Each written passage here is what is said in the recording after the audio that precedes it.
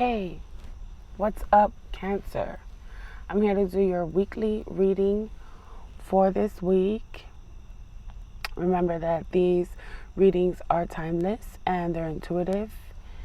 And yeah, if a reading draws you in, that's not your reading, you can go ahead and click on it too. And yeah, what else? You could like, comment, subscribe. I would greatly appreciate that if you did that to get my algorithms going. And yeah, I'm super excited to do water today. And yeah, let's just jump right in and see what Spirit has for you, okay? Let's see. Cancer.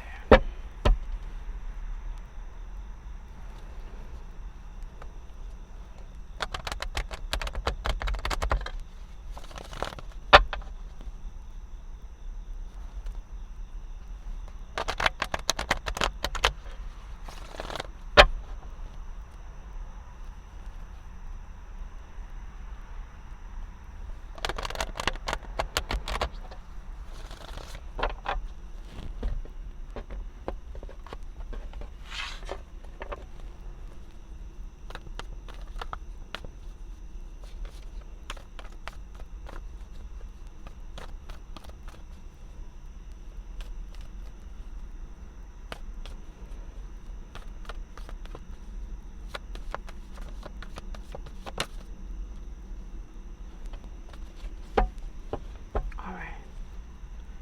Let's see here. What do we have? What do we have for Cancer this week?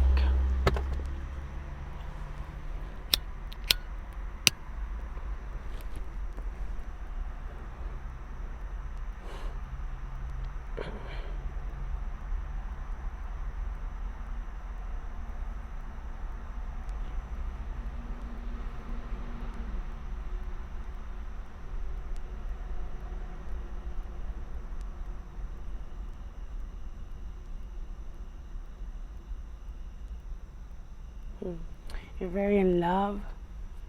You're wanting to communicate to the one you love how much you love them, but you don't want to do it in a way that's mediocre. You're very romantical. Like, even if you're typically not this way, it's like this person is just bringing out that, that side of you that is more romantical.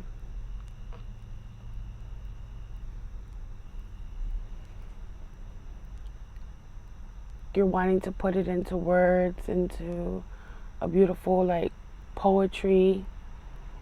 You're not just wanting to say I love you. It's like this person just, it pulls your heartstrings, and it makes you think creatively, and it's like special this time.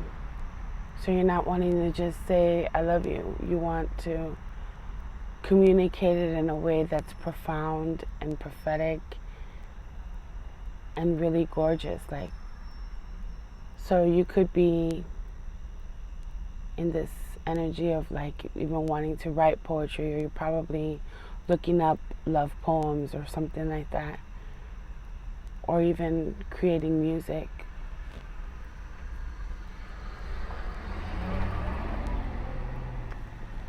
But I feel like it's more internalized. It's not being spoken. So maybe you are actually writing out a text, or because this day and age, right? We text. We don't write anymore. So, we do, but it's not very common. But I have a feeling that you're not actually sending the message. You're just going over how it would be to communicate it. You're like playing with the ideas in your head, and like making scenarios in your head about the response you might get. It's very, very heartfelt. It's very, very innocent and pure.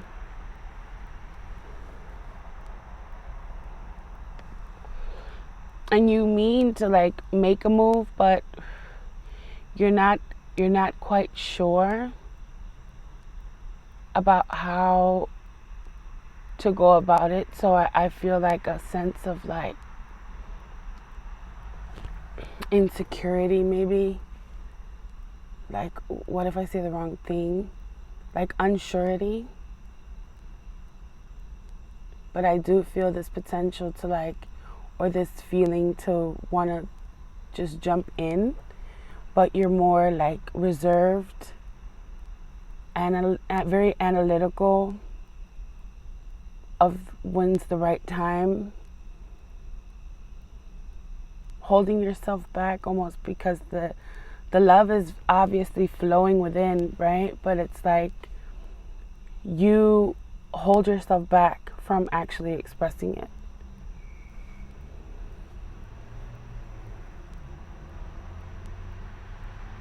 But it's very profound, and it got you in like deep thought. Maybe like during the day you're like in this deep thought when you think of the person, and you play with it. It's almost like very Piscean, like this imaginative thing,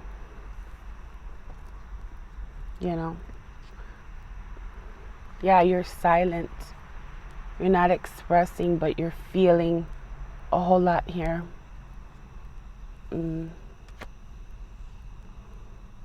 Wow. Wow. You could have Leo in your chart. You're very illuminated by the divine. I almost feel like too, like, I don't know if everyone experience, but this is what I'm getting. It's like a astral projection. Like the connection is, it's, you could be the feminine or you're connecting with the feminine. You could switch the roles, right? But there's a feminine energy here, and there is this, so it's unspoken, but it's spoken in the ethers. So it's like a 5-dimensional connection. Because you have the ability to access the 5D and connect with this feminine, or vice versa, or you're the feminine and you have the ability to connect with your masculine in this way. But it's energetic, it's not physical.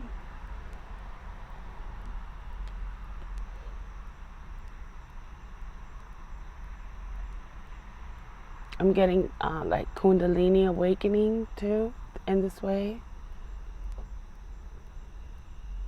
But it is very, it's easy to just, I don't know, like close your eyes and astral project to where they're at. It's like an easy, easy. It's, the divine is loving that you do this too, because I don't know, people really don't talk much about sexual experiences in the 5-dimensional, you know, realms.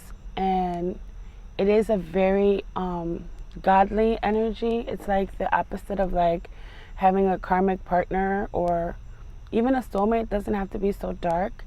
That is physical, and that's just a soul tie, and more of a, this is like a connection and the ability to be so intimate with a person without having, you know, the risk of disease and the actual energy soul tie that is formed with a person that's not your divine. This is like, it's like the whole package. So it's very, very godly, and it's very beautiful. For those that, you know, may not know, like Spirit's wanting me to communicate that.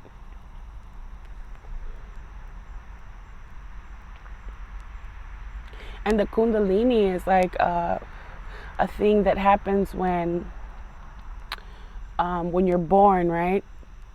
You have a snake that is energetic, and it's coiled at your root chakra. and it is activated actually by the sacral, which is the following chakra, which gives the ability to, because our sacral is our actual sexual power, right? So when it is stimulated and activated, it allows for the serpent that's coiled at the base of your spine to then shoot up, and you can feel like energy throughout your body that is like a shaking. A lot of people experience, it's like an orgasm, but it is like long lasting. So it lasts about 10 minutes, 15 minutes. It's super intense, even more than a double orgasm. And what it does is it shoots up, right? So it then activates all your chakras, and then your south node and your north node is connected. So when you're born with your south node only activated. So that's why before our Kundalini awakening, we go through life, right, in a way that is just, you're just at the whim, you know, at the mercy of the gods, really, because you don't have the intellectual capabilities to actually know where you're going. So it's more like pure instinct. So I feel like you have experienced or will experience this Kundalini awakening to where that's what makes it so godly. Back to my point, it's like when your tail of your dragon is connected, or your tail of your serpent is connected to the head of the serpent, it's like, okay, like physical body and mind are combined. So that's what facilitates your movement through life in a more powerful way, in a more aligned way, because you're not going through life blindly like before the Kundalini awakening.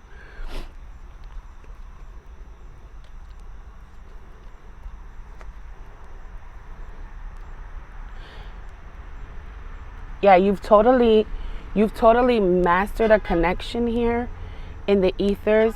You've mastered your life. In essence, it's like your love is being mastered. There's a bond here that's very, very strong.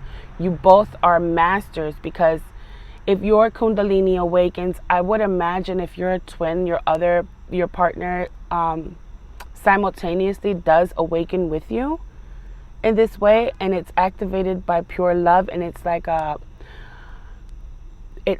cutting out, and yet like cutting out everything that doesn't serve you, and it's also your sword of truth now. So it's like, as you master the connection with this Kundalini experience from love, it gives you your sword of truth and power. So you're able then to speak your truth, be in alignment with what is true to you.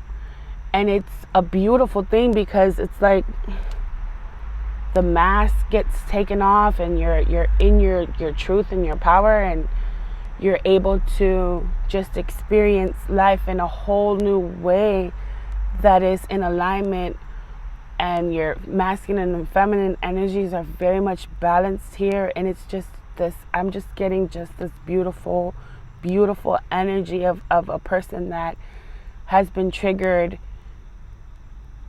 and has had a Kundalini awakening organically through love and through a bond with their counterpart. And this is like so beautiful, because many people awaken, but they don't awaken in this way. It takes years of breathing techniques, and like maybe some sort of, and I'm not saying maybe, but it is, it's like what triggers it is your twin for this to happen, or it could be from a horrible suffering experience that you go through, like a trauma.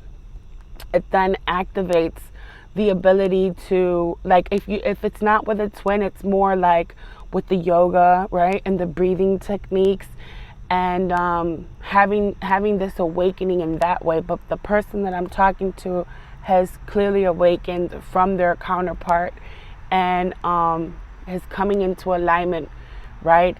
And it's so awesome, because it's almost like, well, it is like you're not alone, you know? It's like You have this partner, even if it's energetic and even if you don't have them physically with you, it's like they are you. So it's just a really, really good, beautiful energy that I'm picking up on. Yeah, so this has turned you into an alchemist now. Now you have the ability to transmute. It's like you're so powerful. And if this hasn't happened, it's about to, or you're on the brink of it. And the key really, after all is said and done and the detachment has happened and everything, it's like standing in your truth and your power and expressing love and not being blocked off from that. And then it gives you the balance to actually go through life and not have to worry about if am I supposed to block, it's like, don't think. It's not a thought process, it's a feeling, it's a knowing, and it's being guided by spirit. This is absolutely beautiful because now you have the ability to manifest what it is that you want for your life. You have the ability to take a bad situation and make it beautiful, no matter what your life situation is.